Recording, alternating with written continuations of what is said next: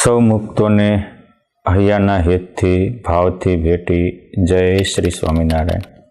વહાલા મુક્તો, આજે આપણે સાંભળવો છે ગઢપુરપતિ ગોપીનાથજી મહારાજની પ્રતિષ્ઠા અને એ મંદિરનો અનોખો ઇતિહાસ। આ પ્રતિષ્ઠા અને આ મંદિર વિશે અનેક પ્રકારની વાતો થાય છે, પરંતુ જે સત્સંગી જીવન ભક્ત ચિંતામણી અને હરિલીલામૃત જેવા પ્રસિદ્ધ ગ્રંથમાં લખાઈ છે એને આધારે હું આખો ઇતિહાસ કહું છું। દુર્ગપુર મહાત્મ્યમાં પણ આ વાત સમજવા જેવી લખાયેલી છે। પહેલો ખુલાસો એ કરું છું કે ગોપીનાથજી મહારાજની પ્રતિષ્ઠા સંવત 1885 આસો સુદ 12 થઈ, પરંતુ એ વખતે ગઢપુરમાં અષાઢી સંવત હતા, એટલે અષાઢી સંવત મુજબ 1885 હતા, પરંતુ વિક્રમ સંવત કાર્તિકી સંવત પ્રમાણે ગણીએ તો એ અષાઢી સંવત 1885, પરંતુ કાર્તિકી સંવત 1884 આસો સુદ 12 તારીખ 20/10/1828 સોમવારના દિવસે આ મંદિરની પ્રતિષ્ઠા થઈ છે। અને આ પ્રતિષ્ઠાના બાદ ત્રીજે જ દિવસે મહાપૂનમ શરદ પૂનમના પવિત્ર દિવસે ભગવાન સ્વામિનારાયણે ભગવાન સ્વામિનારાયણે ગઢપુર અંત્ય પ્રકરણનું 23મું વચનામૃત, જે માનસી પૂજાનું વચનામૃત છે, એ સંબોધ્યું છે। એટલે આજે ગોપીનાથજી મહારાજનો 197મો પાટોત્સવ છે। એટલે 3 વર્ષ બાદ ગઢપુરપતિ ગોપીનાથજી મહારાજનો દ્વિશતાબ્દી મહોત્સવ આવશે। આવા ભગવાન સ્વામિનારાયણના દર્શન કરવા હોય તો મારી દ્રષ્ટિએ 2 મૂર્તિ એ સંપ્રદાયના અનોખા અભિન્ન અંગ છે। એક વડતાલ ધામમાં મહારાજે કહ્યું કે વૃત્તાલયેશ ભગવાન જયતીહ સાક્ષાત, હું વડતાલમાં પ્રગટ પ્રમાણ અખંડ રહીશ। અને મિસ્ત્રી નારણજીભાઈ, જે વિશ્વકર્માનો અવતાર ગણાતા હતા, એમને ભગવાન સ્વામિનારાયણની અંગો અંગ માપીને ભગવાનની કેવી આંખો હતી, ભગવાનની કેવી આંગળીઓ હતી, ભગવાનના કેવા નમણા નેણ હતા, કેવી નમણી નાસિકા હતી, કેવા હોઠ હતા, કેટલા જાડા પગ હતા, કેટલી ઊંચાઈ હતી, આ બધે અંગો અંગને માપીને કરેલી મૂર્તિ એટલે શ્રી ગોપીનાથજી મહારાજ છે। એટલે ગોપીનાથજી મહારાજના દર્શન કરવા હોય કે ભગવાન સ્વામિનારાયણના દર્શન કરવા હોય તો આપણને સમાન પ્રતીતિ આવે, વિશ્વાસ આવે કે ભગવાનના આવા આંખ હતી, આવા નાક હતું, આવા કર્ણ હતા, આવી પોળી ઉપડતી છાતી હતી, આટલા જાડા પગ હતા। આમ ભગવાન સ્વામિનારાયણના આજે કોઈએ પ્રત્યક્ષ દર્શન કરવા હોય તો એ શ્રી અંગો અંગના દર્શન આપણને ગોપીનાથજી મહારાજમાં થઈ શકે। એટલે મને મંડ હરિકૃષ્ણ મહારાજ અને ગોપીનાથજી મહારાજ એ આપણા 2 આંખોના તારા જેવા છે। આજે સવારમાં ગોપીનાથજી મહારાજનો ભવ્ય અભિષેક થયો, પાટોત્સવ ઉજવાયો। તમામ સાથોસાથ હરિકૃષ્ણ મહારાજ, રાધિકાજી, ધર્મ ભક્તિ વાસુદેવ, સૂર્યનારાયણ, કૃષ્ણબળ, રેવતીજી, આ બધાય દેવોનો આજે અભિષેક થયો અને અત્યારે ભવ્ય અન્નકૂટ પુરાઈ રહ્યો છે।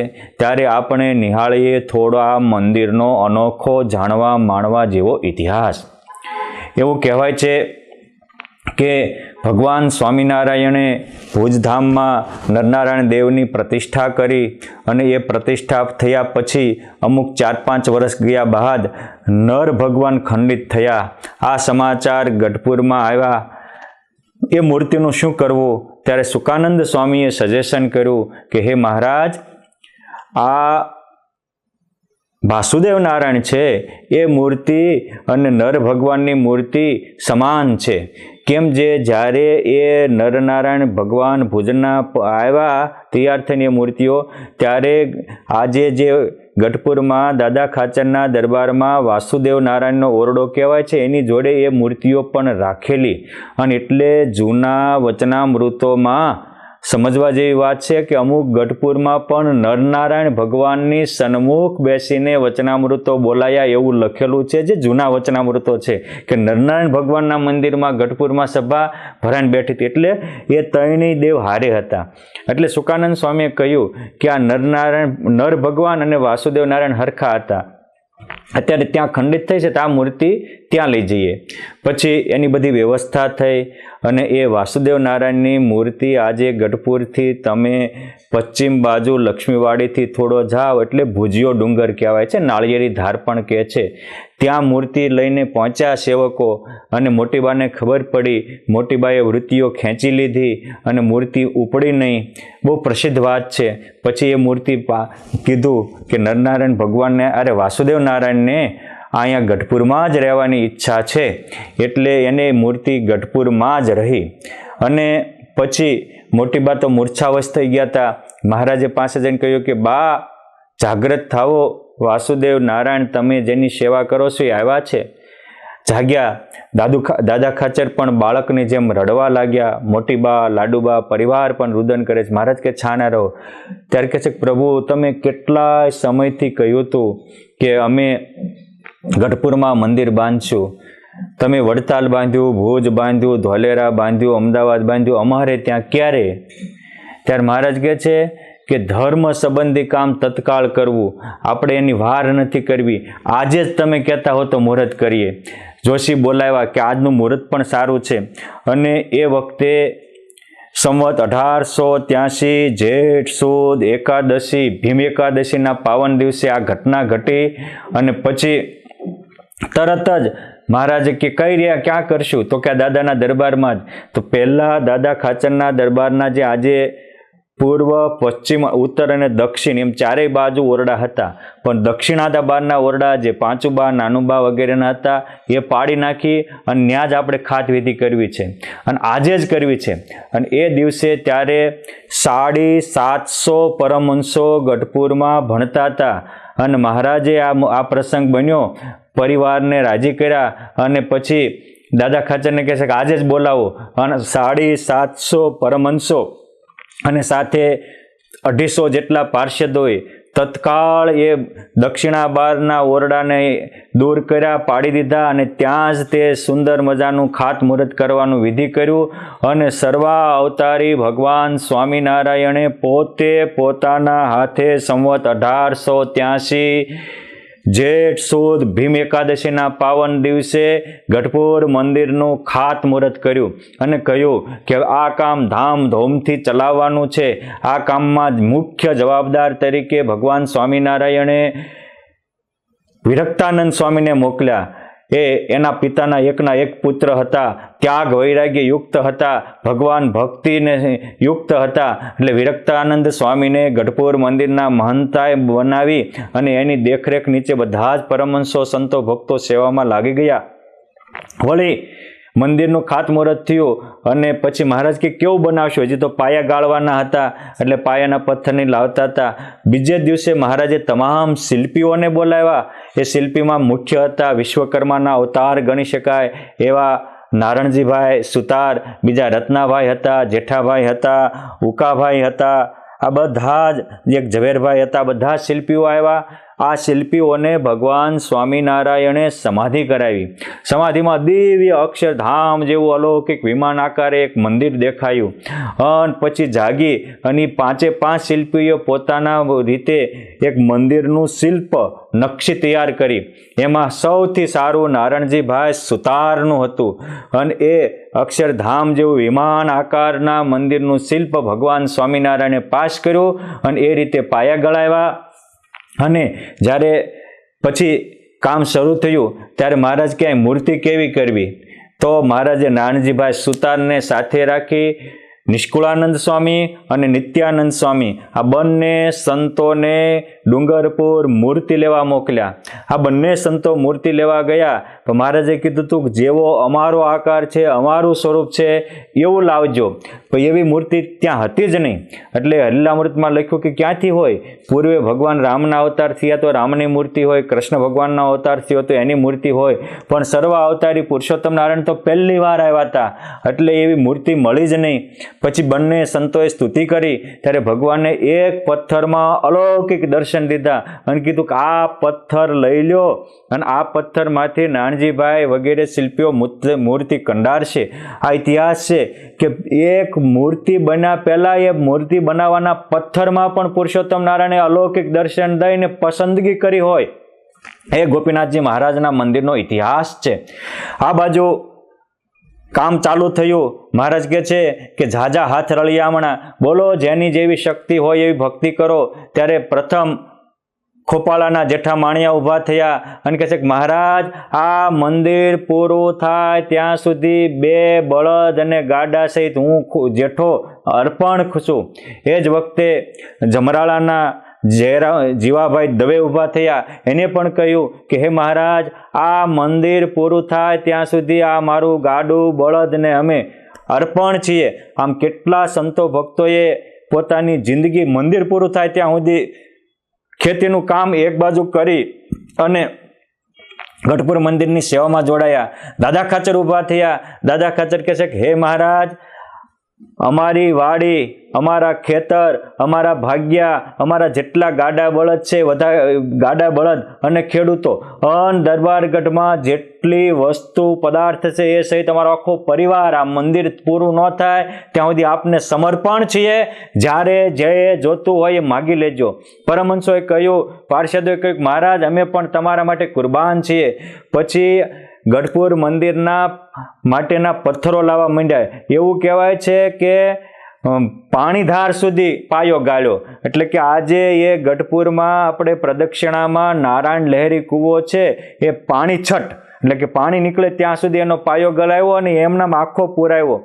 અને એ પથ્થર 2 બાજુથી લાવતા. એક બાજુ થોડા માંડોધાર બાજુ, સહસ્ત્રાધરા બાજુથી, નારાયણધરા બાજુથી લાવતા. અને સૌથી વધારે ગઢપુરમાં ગોપીનાથજી મહારાજના મંદિરના પથ્થરો આજે પણ ભક્તિબાગમાં એટલે મંદિરથી પૂર્વ તરફ જ્યાં ઘેલો વહે છે ભક્તિબાગ છે, અને ભક્તિબાગથી તમે આગળ હાલો ઘેલાના કાંઠે એટલે ધોળિયા ઓટાઓ આવે છે જ્યાં મોટા મોટા પરમહંસોના અંતિમ સંસ્કારના ઓટાઓ છે. ઈચ્છારામભાઈનો ઓટો છે, રામદાસભાઈનો છે, મુક્તાનંદ સ્વામીનો છે, પરમ ચૈતન્યાનંદ સ્વામીનો છે, વગેરે મોટા મોટા સંતોના ઓટા છે. એની નીચે જાઓ આજે પણ એ ઘેલામાં મોટો ત્યાં આપણે ખાડો છે જ્યાંથી પથ્થરો કાઢ્યા હતા. અત્યારે તો ઘણો પુરાઈ ગયો છે તો પણ ઘણો ઊંડો હજી ખાડો છે. એ જગ્યાએથી પથ્થરો કાઢતા હતા અને એ વખતે સ્વયં પુરુષોત્તમ નારાયણ પણ માથે પથ્થર ઉપાડીને લાવતા હતા. તમામ સંતો પરમહંસો પણ સ્નાન કરવા જાય ત્યારે પથ્થરો લાવતા હતા. હરિભક્તો દર્શને આવે તો એ પણ પથ્થરો લાવતા હતા. આ રીતે ગઢપુર ધામના મંદિરનું કામ ધમધોકાર શરૂ થયું અને જોતામાં તો સૌ સંતો ભક્તોની સેવાથી આ કામ જાણે કે ભગવાન રામનું સૈનિક સેતુબંધ બાંધતું હોય એ રીતે મંદિરના કામનું એટલું બધું ઝડપથી કામ ચાલ્યું. વળી મહારાજે એવું કહ્યું હતું કે આ મંદિરમાં કોઈ એક પથ્થર મૂકશે એને પણ અમે અક્ષરધામ આપશું. આ વાત સાંભળી ગઢપુરના ઐલાસ નામના મુસલમાને એક પથ્થર મૂક્યો હતો, એનો પણ ભગવાન સ્વામિનારાયણે ઉદ્ધાર કર્યો હતો. આમ આ મંદિરનું કામ ચાલતું એમાં જે કોઈએ સેવા કરી એ ઇતિહાસમાં અમર બન્યા. વળી એક ચાંદગઢના રણછોડ મહારાજ હતા, એ પણ અતિ શ્રદ્ધાવાન હતા, દુબ હતા. ભગવાન મંદિર કરે છે એવું જાણી અને એની પાસે થોડાક બધે કાસદું કરતા હતા. એ કાસદાના 13 દોકડા આવેલા. પોતાની પાઘડીમાં 13 ગાંઠ્યું હતી, એમાં એક ગાંઠમાં એ દોકડા મૂક્યા હતા. ભગવાનને પગે લાગી અને કહે છે કે મહારાજ આ મારા મંદિરની સેવામાં સ્વીકારો. મહારાજ કહે છે કે પણ દુબળી ભટ્ટ રણછોડ મહારાજ આ તમે ક્યાં અમને આપો છો?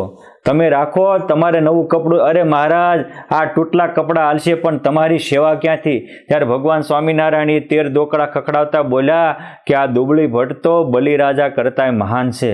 બલિરાજાને તો અમે માગ્યું ત્યારે આપ્યું, અને આની પાસે જે હતું એ વગર માગીએ શ્રદ્ધા ભાવથી લાવ્યા. આજે ગોપીનાથજી મહારાજના મંદિરના કળશ ચડી ગયા.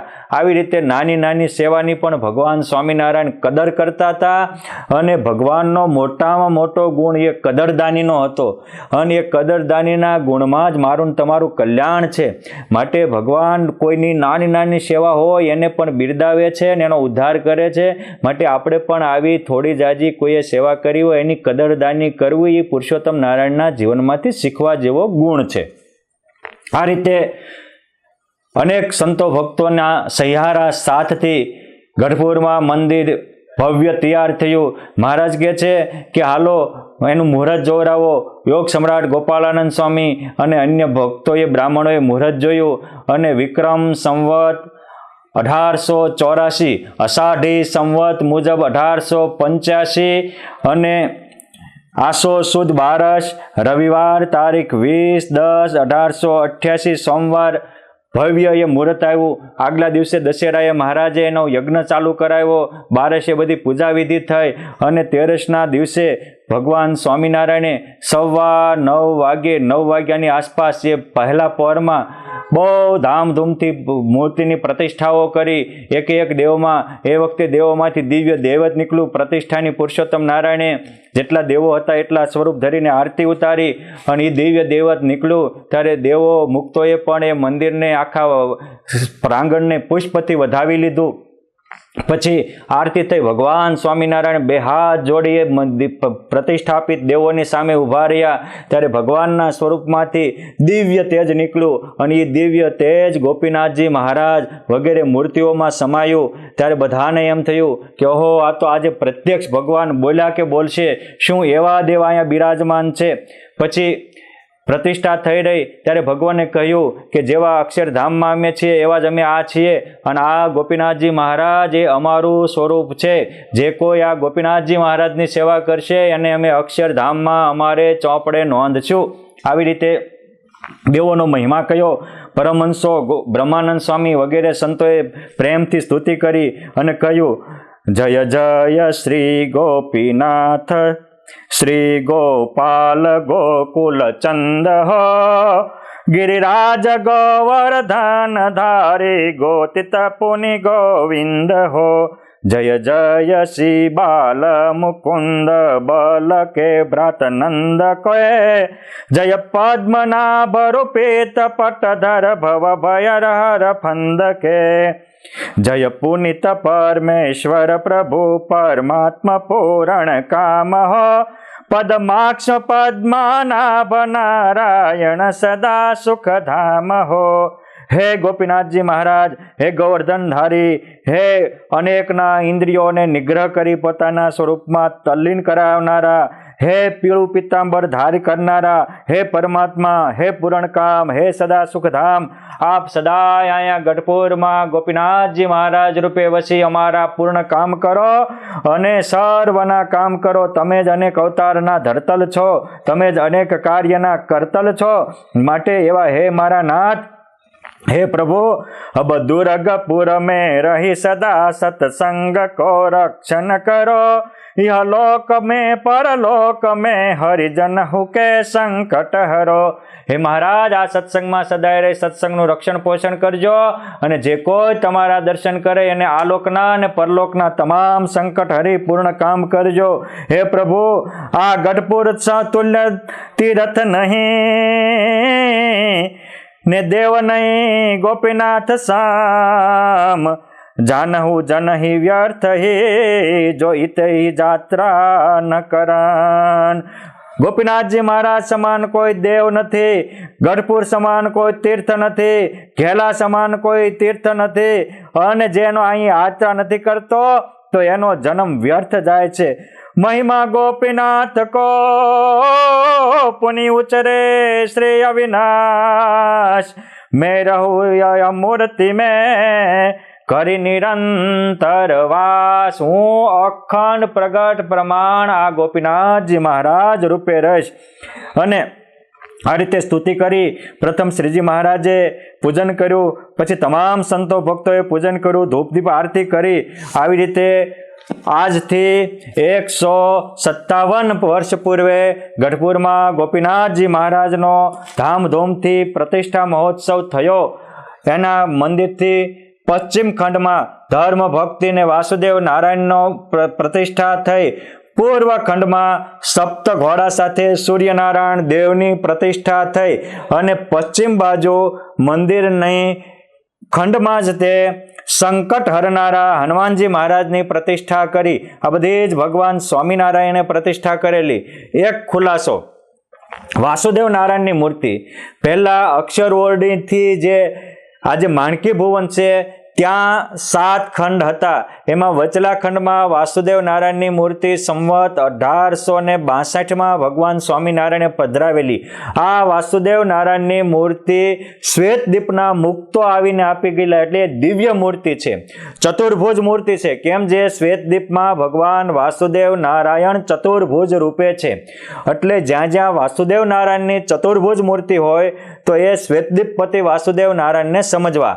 અને વડતાલ ધામમાં જે વાસુદેવ નારાયણ બિરાજે છે એ દ્વિભુજ છે, એટલે દ્વિભુજ મૂર્તિ હોય તો એને અક્ષરધામના અધિપતિ પુરુષોત્તમ નારાયણ સમજવા. એક ખુલાસો. બીજો, પછી એ મૂર્તિ જ્યારે 1872-73માં દાદા ખાચરના દરબાર ગઢ તૈયાર થયો ત્યારે ભગવાન સ્વામિનારાયણે ત્યાંથી લઈને ઉત્તરાદા બારના ઓરડામાં પધરાવી હતી. આજે પણ એ વાસુદેવ નારાયણનો ઓરડો પ્રસિદ્ધ છે. અને પછી ત્રીજી વાર ભગવાન સ્વામિનારાયણ એ જ વાસુદેવ નારાયણ આજે જ્યાં ગોપીનાથજી મહારાજના મંદિરમાં પ્રતિષ્ઠિત છે ત્યાં પધરાવેલા છે.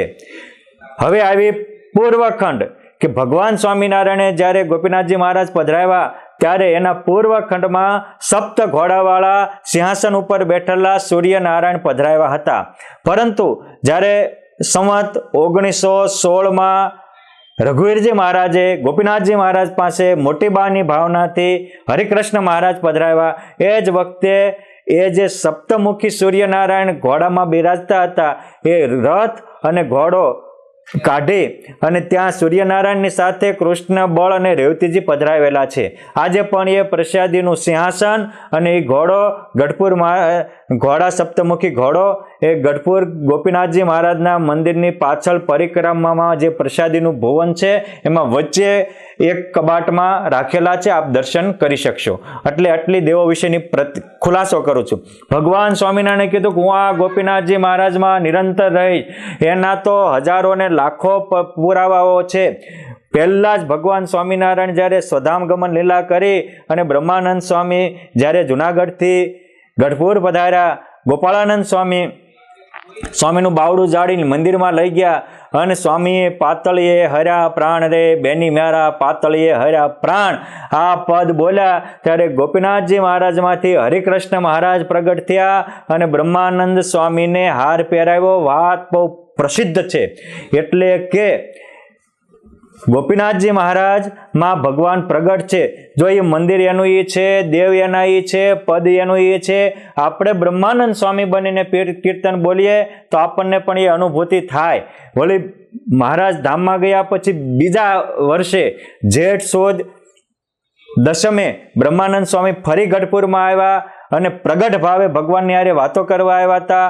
અને એ વખતે સ્વામીએ જેઠે જીવન પ્રાણ ચાલિયા નિર્મોહી મારા નાથ એ પદ બોલ્યા. અને એ પદના આ 13 પદને એ વખતે અધિક માસ હતો, એટલે અષાઢી વર્ષ પણ અષાઢ મહિનો અધિક હતો, એટલે 13 મહિના હતા. તો એ 12 મહિનાના 12 પદ છે. બ્રહ્માનંદ સ્વામી બ્રહ્મ બોલના કવિ હતા. સ્વામી કીર્તન રચે તો શબ્દોની હાર લાગતી હતી, પરંતુ આ જેઠે જીવન ચાલિયા નિર્મોહી મારા નાથ આ પદની છેલ્લી પંક્તિ તમે પણ વાંચી શકશો. એમની છેલ્લી પંક્તિ એ છે કે બ્રહ્માનંદના નાથજી આવો ને શ્રી ઘનશ્યામ. અને આ 12 પદમાં એક હરખી પંક્તિ છે. બ્રહ્માનંદ સ્વામીની પરંપરાના સંતો નો આ ઇતિહાસ છે. બ્રહ્માનંદ સેમિનાર નામના ગ્રંથમાં પણ આ ઇતિહાસ લખાયો છે કે એ વખતે બ્રહ્માનંદ સ્વામીને ભગવાન સ્વામિનારાયણે 12 વાર હાર પહેરાવેલા અને 13મી વારે સ્વામી જ્યાં પ્રાર્થના કરવા જાય ત્યારે એ પહેલાં મહારાજે સ્વામીને દર્શન દીધા. સ્વામી 12 હાર પહેરાવ્યા. હવે થાય કે બ્રહ્માનંદની વિનંતી ઉર ધરો અવિનાશ, મહેર કરીને માવજી બોલાવી લેજો તમ પાસ. ત્યારે ભગવાન સ્વામિનારાયણે કીધું કે સ્વામી તમારી વાત મંજૂર.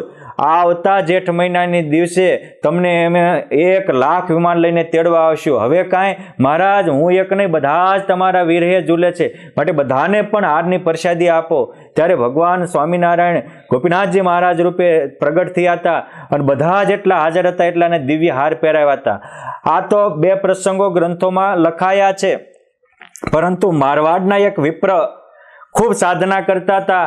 ત્યારે ભગવાને એને દૈવીય દર્શન દઈને કહ્યું કે તું ગોપીનાથજી મહારાજ પાસે જા ગઢપુરમાં, ત્યાં તને અક્ષરાનંદ સ્વામી નામના સંત મળશે અને એ તને ભગવાનની પ્રત્યક્ષ અનુભૂતિ કરાવશે. પછી એ મારવાડના પવિત્ર ભૂદેવ, ભગવાનના ભૂખ્યા ભૂદેવ ગઢપુરમાં આવ્યા. પૂછીને અક્ષરાનંદ સ્વામીને મળ્યા. અક્ષરાનંદ સ્વામી મંદિરમાં લઈ ગયા કે આ પ્રત્યક્ષ પુરુષોત્તમ નારાયણ બિરાજે છે, કરો દર્શન. દર્શન તો કર્યા, પરંતુ ભૂદેવને એમ થયું કે મને તો બોલતા ચાલતાની જરૂર હતી અને અમને તો મંદિરમાં મૂર્તિ દેખાડી, એના તો મેં આવીને પણ દર્શન કર્યા હતા. આ દ્વિધામાં એ શયન આરતી પછી ગોપીનાથજી મહારાજની મંદિરના પ્રદક્ષિણામાં બેઠા અને રાતના 9-10 વાગ્યા હશે ત્યાં પાછા મંદિરના દરવાજા ખુલ્યા. ગોપીનાથજી મહારાજ, હરિકૃષ્ણ મહારાજ બહાર આવ્યા અને આ વિપ્રને કહે છે કે અમે પ્રગટ બિરાજીએ છીએ બીજા મંદિરની જેમ નહીં, અહીંયા અમારો સાક્ષાત વાસ છે, માટે તું અહીંયા રહેજે, અમે તને રોજે દિવ્ય અનુભવ આપશું. અને પછી વહેલી સવારે આ પોતાની અનુભૂતિને દિલમાં સંઘરી અક્ષરાનંદ સ્વામીને દંડવટ કર્યા અને જીવન અર્પણ કર્યું. અને એ ગઢપુર ધામના રામકૃષ્ણાનંદ બ્રહ્મચારી થયા હતા.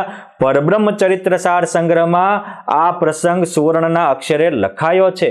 તદુપરાંત જ્યારે હામાપરના કરશન બામણિયા વગેરે ધર્માદો આપતા હતા તો એના બાજરાની રક્ષા કરવા નિત્ય હરિકૃષ્ણ મહારાજ અને ગોપીનાથજી મહારાજ જતા હતા અને કહેતા હતા હાલ ઘોડી હામાપર 2 પાલી બાજરો તારો.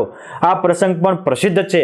અને આજે પણ ગોપીનાથજી મહારાજના દર્શન કરનારાના હજારો ને લાખો ભક્તોના મનોરથ પૂર્ણ થાય છે. આવા પ્રત્યક્ષ બિરાજતા દેવ મારા તમારા તમામ મનોરથ પૂર્ણ કરે. આપણે પણ જાતા આવતા દેવના દર્શન કરી આપણા જીવનને ધન્ય બનાવીએ અને આવા ભગવાનને આપેલી દિવ્ય પરંપરાને ઉજાગર કરીએ. અસ્તુ. ધન્યવાદ. જય શ્રી સ્વામિનારાયણ.